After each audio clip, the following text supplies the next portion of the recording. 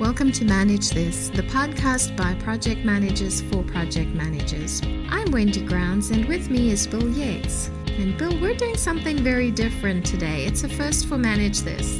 This is a very different episode. Wendy, you've connected with leaders of another fascinating project, and this time we're going to go to the source. We're going to see it. This one's all about sustainability, and we're going to look at a living building. Now, recently, I took a tour of the Ford Rouge factory, where Ford Motor Company makes F-150s, those pickup trucks. And they build those under a huge space, and they have a roof that's a living roof. Oh, okay. So it's 450,000 square feet. They're able to capture the water. They have drought-resistant ground cover on top that collects and filters the water that they use in their manufacturing process. It's one of the largest living roofs in the world, and I've seen it. So I can't wait to check out this living building. I hadn't heard about that one, so I'm excited to where we're going today. So the Georgia Institute of Technology constructed the Kendeda Building for Innovative Sustainable Design, and they call it a living learning laboratory. And the two guests we're talking to today are both working in the Kendeda Building. The first one is John DuCongé. John is a senior project manager in the Design and Construction Department at Georgia Tech. Currently, John serves as the senior project manager on the Kendeda Building. Our other guest is Shan Arora. He is the director of the Kendeda Building. Yeah, so let's take a tour of this living building here that is on the campus of Georgia Tech and check it out. We are on the Georgia Tech campus. We are in a gorgeous building, and I can't wait to dig into more about it. John, you're the project manager on this. Give us a sense, help the audience understand what we're looking at here. Tell us some of the specs on this building. Okay, this is a 37,000 square foot building. It's a classroom building and auditorium. We also have class labs in the building, and it's fully functional as an academic center on campus. That's featuring a lot of sustainable design initiatives that, we as a campus have been trying to achieve. And so this is taking us to a new level of sustainable design. Having a Living Building Challenge project on campuses is really an accomplishment for us. We're thankful to the Kendeda Fund for sponsoring this project. It is a combination of different types of construction. So we have a lot of wood in the building, but we also have a steel canopy. So it's a hybrid of different building types, but it's a 2-story building with a basement, and it's beautiful. John and Shan have made a pretty good analogy about the way both of them have been involved in this building. And Shan, you talked about you both feel like you're proud parents. Tell us more about that. The Living Building Challenge. Well, the living part is this idea that we need to have buildings that give back more than they take. Give back more to nature, give back more to people than they take from nature and take from people. So this notion is a regenerative building, a living building. John has been with this project for 5 years. I've been with the project for 18 months. And then Marlon Ellis, who is on the facilities side, has been on this project for about 13 months. Marlon and I started talking about each other as the co-parents of this building. But that's really not accurate because John, as the project manager, really took the building to a certain point and then handed it off to myself and Marlon. So just now, while talking to y'all, I said, we're like in an open adoption situation. John gave birth to the building. Marlon and I, we adopted the building, and now we're in an open adoption situation where no matter what, John can't get away. John is stuck with this baby forever, and that's a unique thing about John's role as a project manager on a living building. In order to become Living Building Challenge certified, you have to prove performance. And what that requires is over the course of 12 months, you have to prove that you're net positive energy, that you're net positive water. One of the things that the Kendeda Fund and Georgia Tech have both committed to is that we want to operate this building to net positive standards for 20 years. So once we get certified, we're not going to go back to our old habits. We're going to maintain net positive energy and water for 20 years. So John's role in this project becomes perpetual because he's got a tremendous amount of institutional knowledge on how did we get to the point where John handed it off to me and Marlon. So while his day-to-day involvement with the building is going to decrease, he's never going to be able to get away because he's the birth mother. Proud parents, this is great. John, give us a quick statistic too on, everybody wants to know the schedule. So when did this project kick off? When did you guys break ground? And then when did you cut the ribbon and start using the building? Okay, well, I first got involved in this project in 2015, as Sean said. We issued the RFP for the design team at that point. We ended up with selecting the Lord X Sargent Miller Hall team as a result of that process. So once we got that team on board, we also selected the contractor. One of the other key things about the way that we do things here at Georgia Tech is that we try to get the major team members involved early. So we selected the design team. We immediately followed up with getting the construction manager on board, Skanska, and then after that, the commissioning agent. So we had all of the different major parts and pieces of the team in place. And then we went forward with design starting roughly in May of 2016. And then we went through a long process of design. And then eventually, I think we started construction in February of 2018. So substantial completion was achieved this past September of 2019.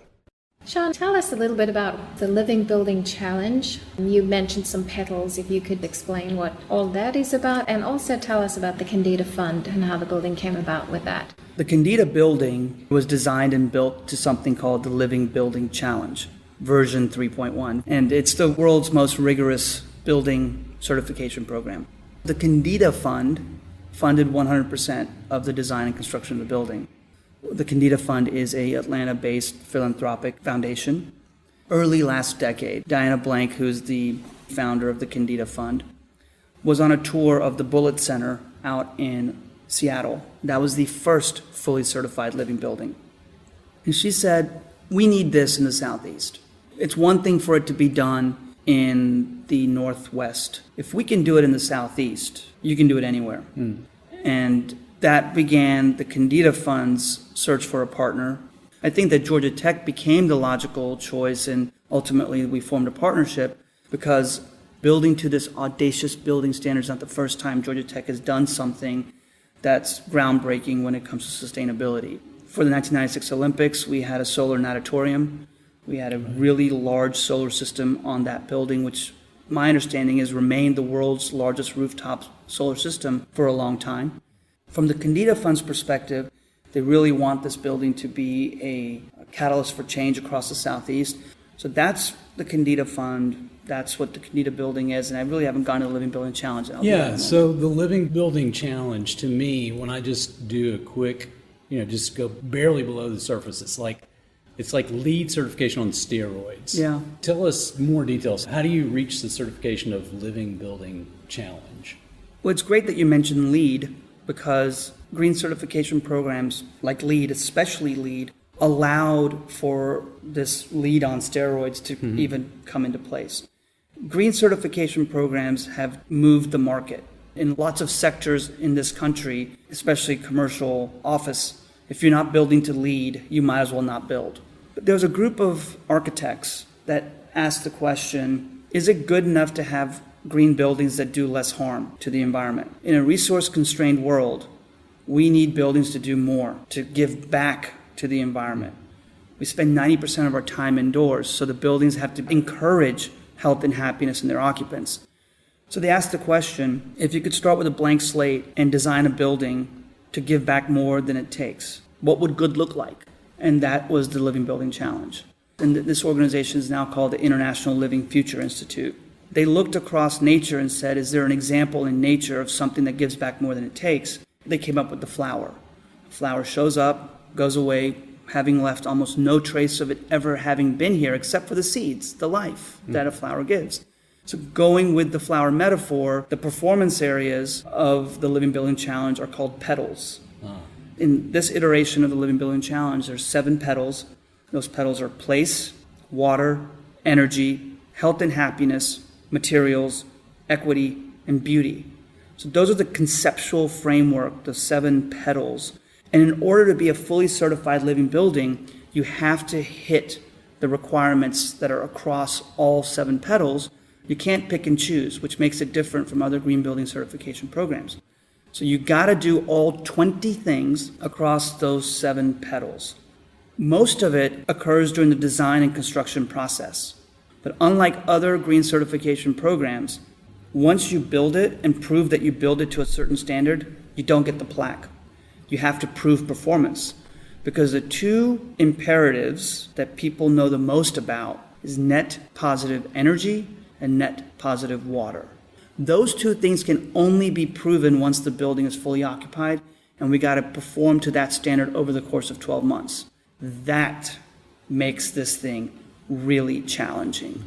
When you've got 20 things that have to be done across 7 performance areas, every one thing you do better satisfy more than one of those 20 requirements. Otherwise, it's just going to be untenable. What we're looking at right now is a sign for something that's called the red list. The red list is a requirement that is baked into the materials pedal, which is the most difficult pedal of the 7 Living Building Challenge pedals.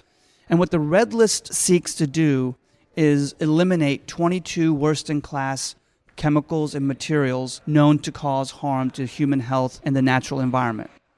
And the requirement is no red list materials in any permanent part of a building.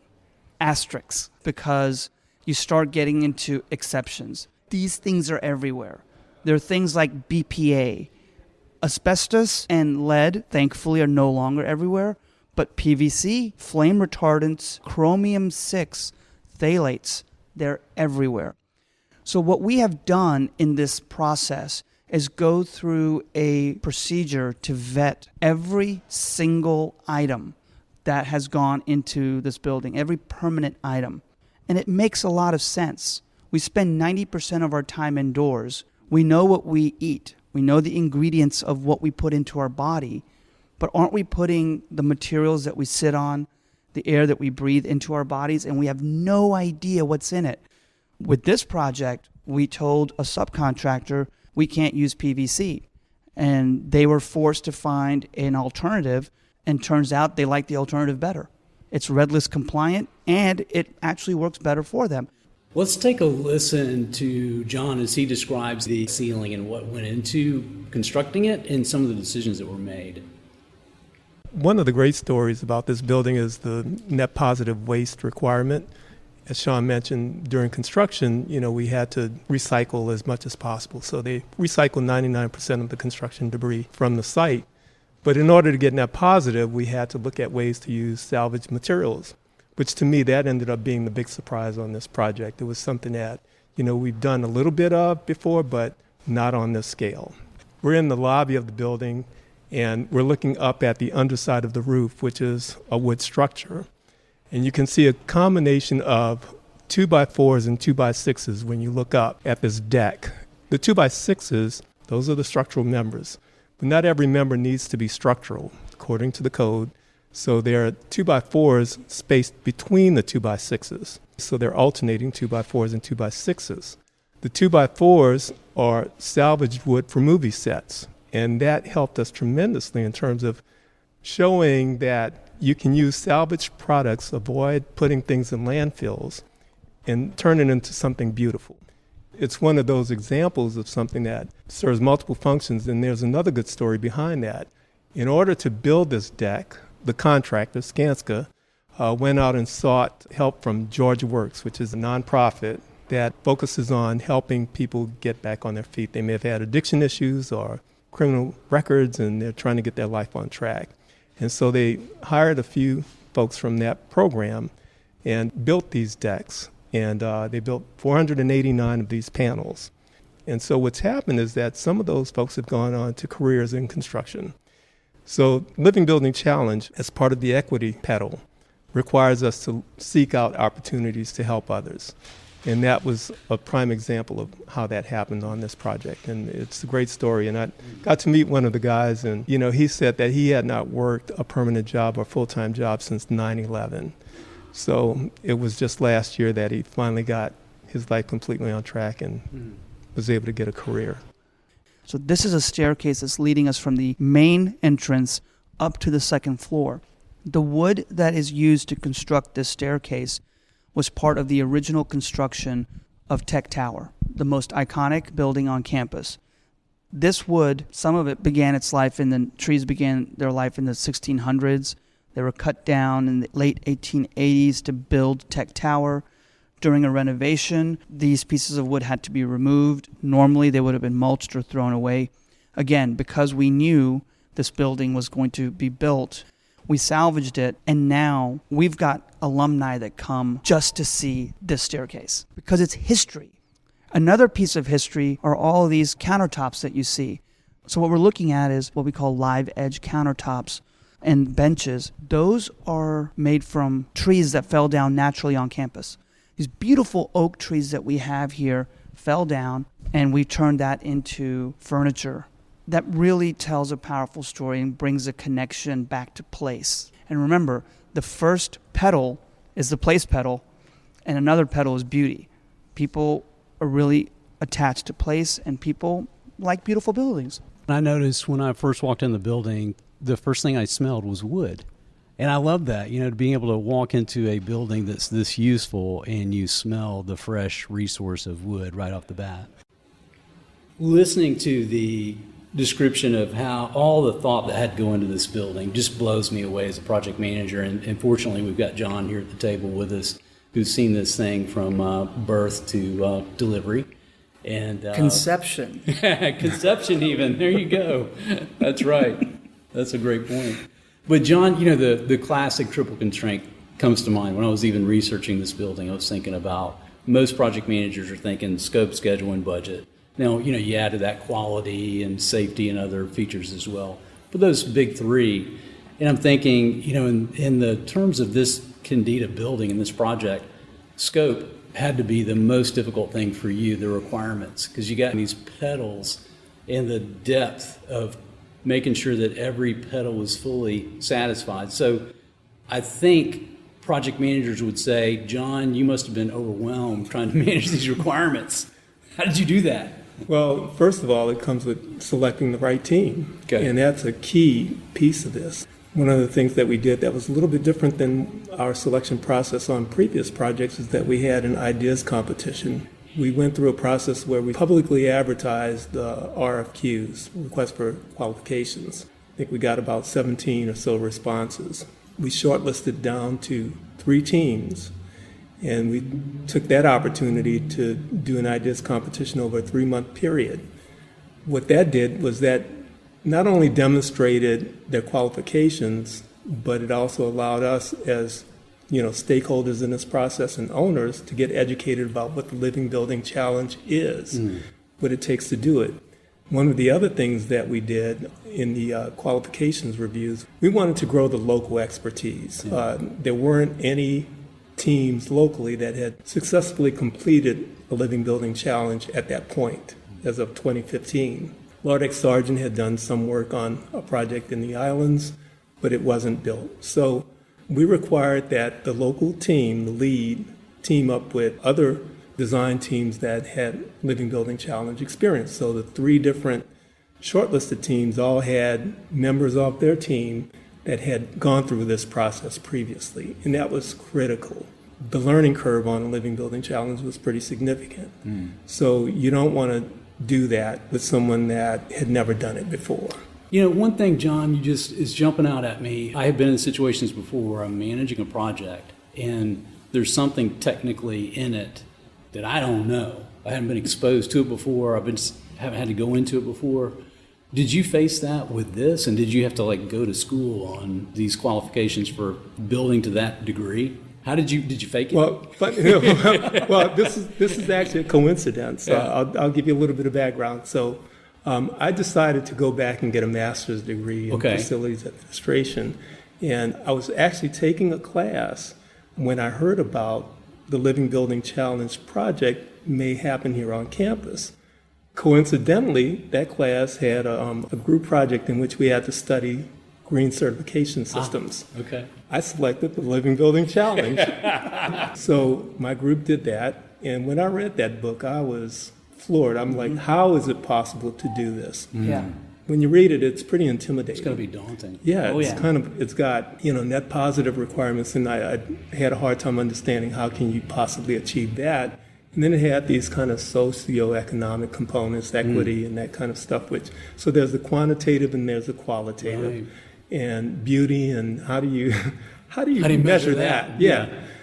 So while I was able to get to dabble in it, I still wasn't familiar enough just to know how to execute something like that. So relevant experience of the team members that we were selecting was critical. That was a driver in terms of the process.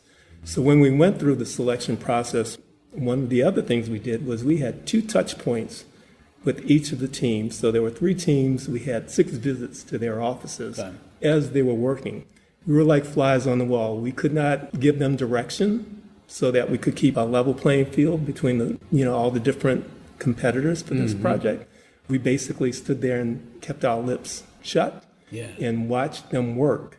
And so we wanted to see the interplay between the different disciplines within that group. Sure. Engineer, architect, all that. Exactly. I've never heard of a company doing that. How open were the bidders to you guys doing this? Well, they didn't have any choice. Okay. But they knew it going into it that we were going to do this. We made that clear. Yeah. But it served multiple purposes. It helped us to see how integrated their team was. And all 3 teams were phenomenal, frankly. I mean, we had a hard decision to make at the end. One of the things we wanted to see was the chemistry of the teams as well. Is the architect standing up there saying, this is my vision and this is what we're going to do and you just need to make this work? Or was it the engineer elbow to elbow with the architect saying, think about this idea. And as you look out the window in the room that we're in, you'll see the canopy structure has a very thin column with these outriggers and tension cables, right? Yes. Or tension rods. Well, that idea was created during that conceptual phase where the structural engineer said, okay, we want to reduce the carbon footprint on this building.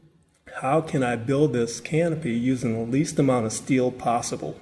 So he did moment diagrams and figured out where he needed to put these outriggers. And so we've got a very thin column holding up like a 40-foot canopy. And that was an idea that I think turned out, obviously by an engineer, designed by an engineer, turned out to be one of the most iconic components of the building. Yes. Yeah. And it's beautiful. So that's the kind of integration that we were looking for, and that competition allowed us to see that in action. The Living Building Challenge, there's only 23 certified living buildings. 23 fully certified like ballpark. In Georgia and in the world. In the world, worldwide. Worldwide, with most of them being in the Pacific Northwest or the Northeast. There's a Living Building Challenge version 2.0 Welcome Center in Chesapeake Bay in Virginia. And there's a smaller project on the Gulf in Alabama that's also seeking version 3.1. We just walked by and saw a classroom with hundreds of students going into it for probably a chemistry class, first year. About 170 students. So you have hundreds of people in and out of this building on a daily basis. Exactly, and that's one of the distinguishing factors between this project and a lot of the other Living Building Challenge projects is that I don't think anybody rivals us in terms of the population that goes in and out of the doors. And so not even close. And that's a major consideration. And that during the design process, we were always looking at that and thinking about, how can we reduce the heat load on the building? We have a canopy that, helps to shade the roof, umbrella. But we also have operable windows, which is part of the ventilation system for the building. On appropriate days, we have weather stations that tells us when it's appropriate to open the windows. But, how do we drive down the mechanical system usage? And so there were a lot of strategies that were driven by the program of this building, and it made such a difference, I think, at the end of the day. So this is the proof of concept that you can build a heavily populated building in the Southeast, a hot, humid climate. Right. What I love is that it's been done here in a university on a campus where there's students, and these are our designers of the future and the engineers of the future, and they're getting to experience this and, walk through a building, have classes in a building that's going to make an impact on them and take it forwards. And that's a great point. And I'll point out one other thing that directly relates to what you're saying, in that, so we have 4 class labs in this building, and talking to the different colleges within campus about who's going to go in this building? College of Sciences said, we'd like to go in there. Well, we said, well, what you're going to have to do is you're going to have to agree to a water budget and an energy budget within your classroom. So we're taking the pedagogy and changing that in order to fit a more sustainable approach. And so that sticks with students, and that helps them to think before they turn on the faucet, That's you right. know, and how do they dispose of things, and when they're turning on lights and all of that other stuff. We're asking people to get comfortable with a different type of toilet. You know, we're asking people to be very mindful of what they do on a daily basis. And the building allows us to do it in a way that's not, I don't think it shames people, because what it's saying is, we've taken it here. All we're asking you is to adjust your behavior just a smidge. And hopefully that becomes habit, and the students leave this building with a changed habit, with changed expectations.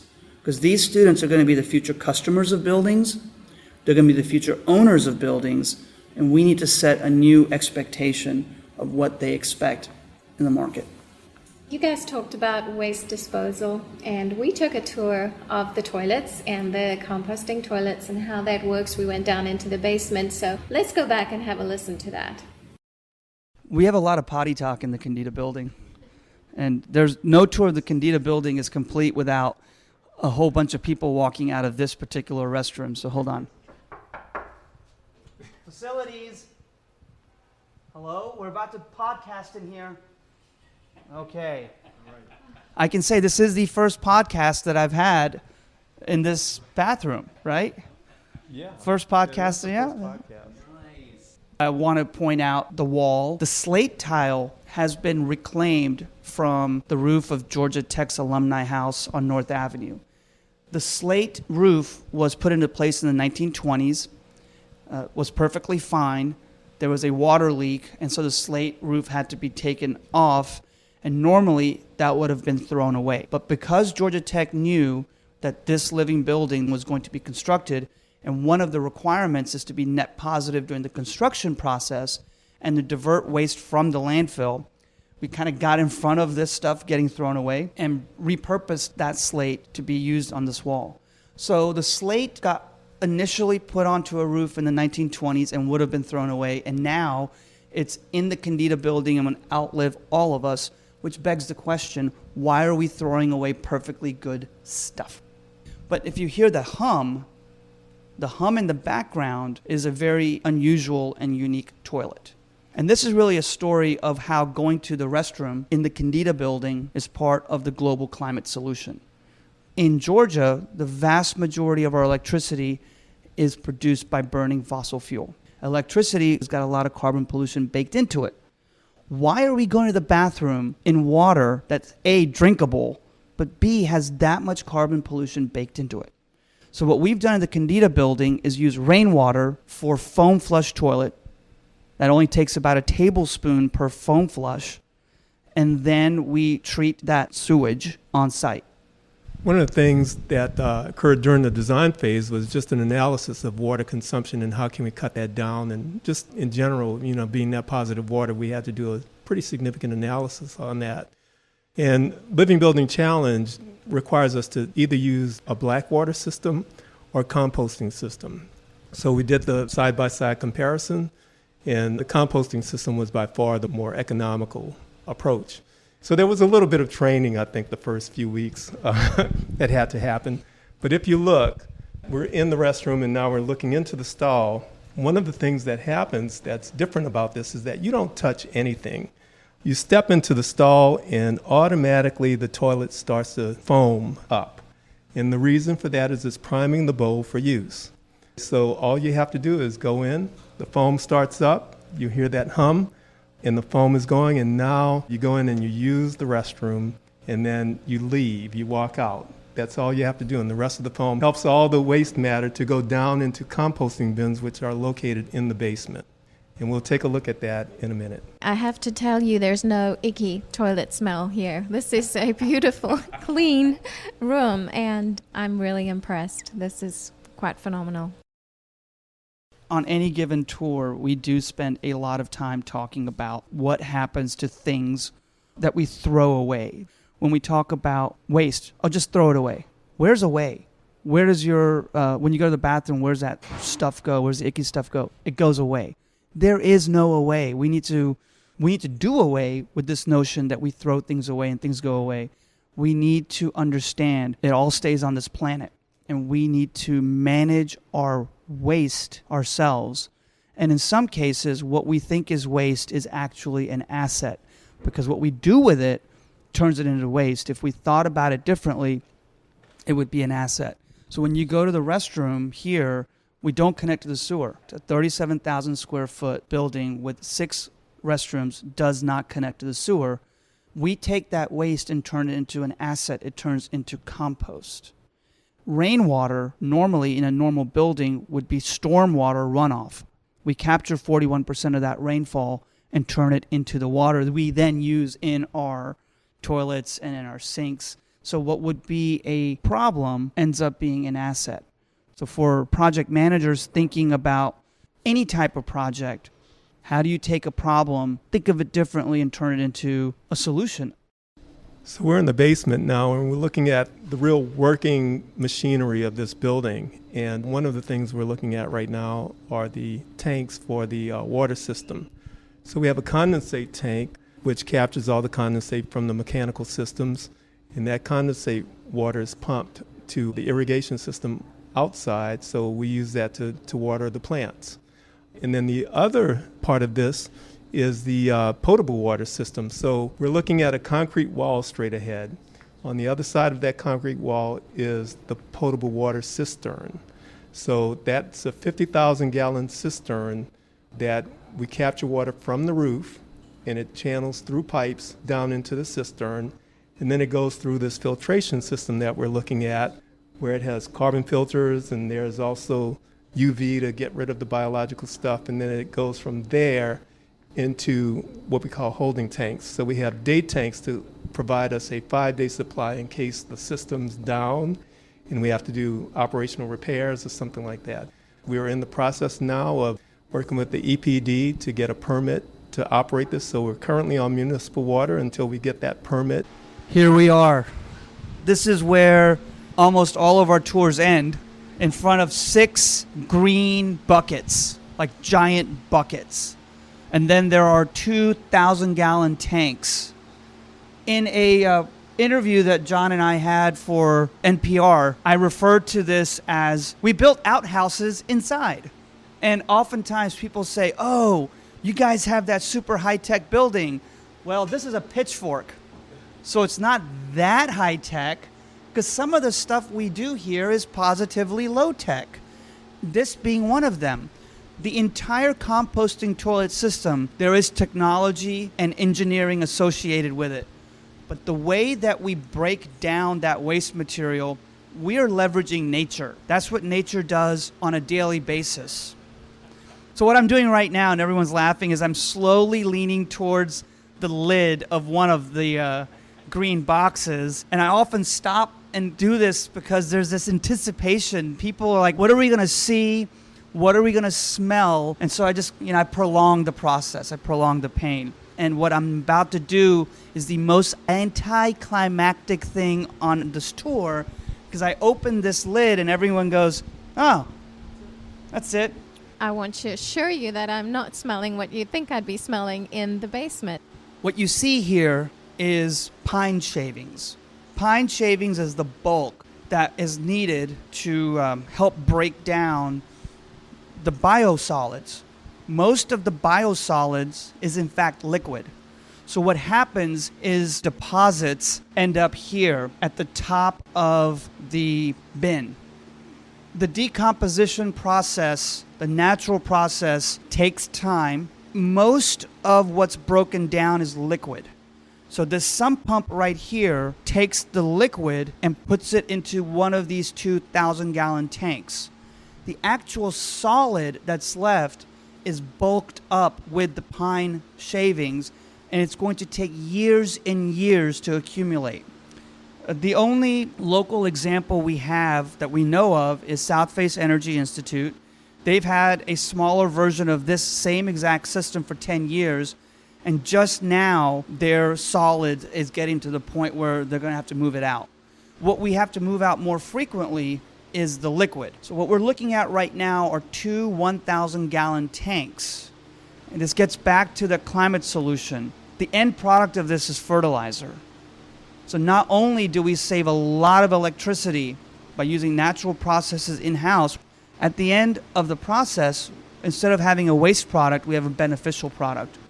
So what we're doing with this particular, what we call compost tea or leachate, is we're taking it to Cartersville, where the waste processing will strip it of its nutrients. In other parts of the country, the authorities allow for this to be sprayed in the woods as land application. They allow it to be sprayed in parts where humans aren't going to be walking or food's not grown. And nature just breaks it down in a couple of days. John, one of the questions I've got to ask you as the project manager on this baby is what were your biggest surprises? A pleasant surprise for me is the use of salvage materials and how that can really dramatically change not only the look of a building, but it changed our costs, actually, quite frankly. So from a project manager standpoint, it helped the budget when we look at the use of salvage materials in the floor structure system, for example. The 2x6s are structural wood, and then the salvage wood is the 2x4s. Turned out to be one of the most beautiful aspects of the project. And so that kind of creativity demonstrated to me that we can take this to a new level in future buildings. That is one of those things that I think I could never have anticipated early on before I did this kind of a project. I'll tell you one of the other things that surprised me, and one of the recommendations I would make is to keep things simple. We have 4, and this is the name of the company, big-ass fans in this, in this building. So there are 2 in the... I've seen them, and they are. Yeah, they are. There are 2 in the lobby, and there are 2 in the auditorium. So we had a significant event early on once we opened the building, probably a couple hundred people or more. So our IT guy was in the auditorium trying to get all of that squared away. And the thing about fans in a room like that is that if you turn up the fan speed too high, it blows the screen, the projection screen. Oh, sure, yeah. It makes it move. A presenter's nightmare. Exactly. So he was in there trying to get the fan speed down in order to stop the screens from moving. So he came to me and said, John, every time I turn down the fan speed, it ramps back up. For some reason. Yeah. I don't know what's happening. So, I remember this. So I said, well, let me find the contractor who was actually on site with us for this event. And I said, I'm going to ask him to take a look at it. But before I could even get to the contractor, the Area 6 manager, Marlon, was in the atrium, and he said it was getting kind of warm, So he kept turning, and he came to me and said, every time I turn the fans up, somebody keeps turning it down. So I don't know what's happening. And then I was like, okay, now I get it. But what happened is all 4 fans are on Bluetooth. Okay. And they were on the same frequency. So, so they were competing against each other. So if we had just put in wired, a simple old school wired system, we wouldn't have had that issue. Simple. So keep it simple. The way you mentioned you captured 41% of rainwater from this canopy over and the building, roof, the combined. Yeah, it's fascinating. It's simple, but it's brilliant, right? The story behind that is the photovoltaics or our rainwater harvesting strategy, as well as providing the electricity for the building. In addition to that, it's shading the roof and providing shade over our outdoor kind of gathering spaces on both the roof garden as well as down on the ground level. And so they're beautiful. And they're beautiful. Yeah. Like Sean said, everything has to do multiple things. And so one of the things that I think is a misunderstanding about sustainable design is that it's expensive. I think that you can pick pieces and say, yes, that's costly, but when you look at the overall kind of approach, it really does pay off at the end of the day. So just think of how our heating bills and cooling bills are lowered as a result of some of these strategies. So having a canopy that hovers over the building, cools the roof, or reduces the heat load on the roof in those hot summer months is tremendous. But that doesn't get factored in. People don't really think long term. A mentor of mine who I respect a lot, who knows a lot about the real estate industry and buildings, said to me, if you're not building to regenerative standards, your building to obsolescence. What that means is, if you think the reality of the economy, of the climate today is going to stay the same, all right, that's the bet you're making. But if you want to buy yourself insurance, build regenerative, because you are future-proofing your building. You're baking in insurance. Another thing I used to say to people when I was doing clean energy advocacy is raise your hand if you think the electricity rate or the water rate is ever going to go down in the future. No one raises their hand. If the entire market knows something is going to happen, if you build to regenerative standards, you're basically buying insurance. That's economic resilience. If you don't build regenerative, you're building to obsolescence. This was from conception that you started with this. And if you're looking at what your vision was and what you're looking at today, has it exceeded your expectations? How do you feel like, kind of as the dad looking back on this now? Great question. Yes, it did exceed my expectations, and I'm incredibly proud of the outcome here, because, you know, it's one thing to see a concept and you have your own vision. I mean, they do little sketchy kind of renderings and whatnot, and you kind of imagine what that could be, but then it turned out to be so much better than that. And part of that is just the stories that we've told you already behind that. Having been through that process and what it took to get here is part of kind of that has value to me, but I think it brings value to everybody that hears about this building. Like Sean was saying, diverting things from landfills and making it into something beautiful. Right. I think that's just one of those intangible kind of things that if you just walk in the building, you won't know that. But if you hear that story, I think it'll resonate. One thing that is amazing, though, is that when we did the ideas competition, they all had their renderings of the buildings and whatnot. And if you look at the rendering of this building from the outside, it looks just like what this turned out to be. How about that? You never expect that to happen. Usually you value engineer things to the point where... Even down to the trees. Exactly. You know, those two trees. It turned out that this building is probably the most like any conceptual drawing I've ever seen. So, yeah. John, looking back on the project, if you could go back in time, is there anything you would do differently than you did? Sean's looking at me like, sure, I can give you some ideas. Well, I think going back to keeping something simple, trying to simplify certain things. I think we're relying on technology a lot, but there's pluses and minuses to that. This is Georgia Tech. It is Georgia Tech, that's true. And I think that at the end of the day, once the dust settles, all of those things will get worked out and they'll function well. But to the degree that you can, try to make things as straightforward as you can. That helps us, I think, over the long term. But in terms of the experience on this project, I think we selected a great team. We had team members that were dedicated. And I would say that was one of the other things that was critical in the selection process, is that on a project like this, we selected a team that had sustainable design in their DNA. It was evident, and it takes that to do this. Well, guys, thank you so much. This has been an exciting morning for us. Our first podcast on the road, so that's been really fun. Yeah. And we've loved the tour. We've loved hearing your passion. Both of you have really given us a lot to think about, and I think our audience as well. And I hope that people take it to heart and start thinking about how they can help the environment and things that we can all be doing, choices we can make. Now, we have 2 mugs for you guys, and I'm not sure if they have any of the red... The red list? Yeah, the red list. Thank you. But they are from Manage This to say thank you so much for being our guests. Thank you. Well, we appreciate that. Thank you. Use them and continue to use them and continue to use them. We'll drink our sustainable coffee. We really do appreciate it, and it's so impressive to see the building today and to be able to walk through with you guys and see firsthand what you're describing and to feel your passion for this project. Yeah. I would invite your listeners to come out and take a tour. They can sign up online. livingbuilding.gatech.edu and just click onto the tours button. Thank you so much. Hey folks, before we go, if you have a look at pm4change.org, you'll find out about the Project Management Day of Service. It's an excellent opportunity that brings together local project managers and nonprofits.